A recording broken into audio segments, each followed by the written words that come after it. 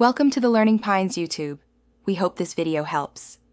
You start by making sure you have admin access because you'll change a startup behavior system-wide. Open Battle. Net and look at the Blizzard logo. Click it, then go to Settings and General. Once there, locate the option labeled Start Battle.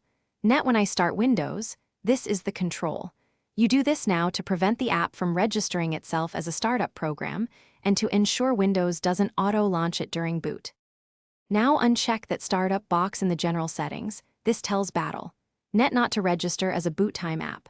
Once unchecked, click Done or Close, then fully exit the app so it writes the new preference.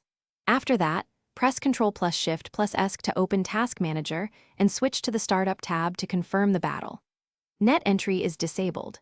Doing both prevents conflicting settings and ensures Windows won't launch the client unintentionally. Finish by rebooting your PC to verify Battle Net does not open automatically. This validates the change.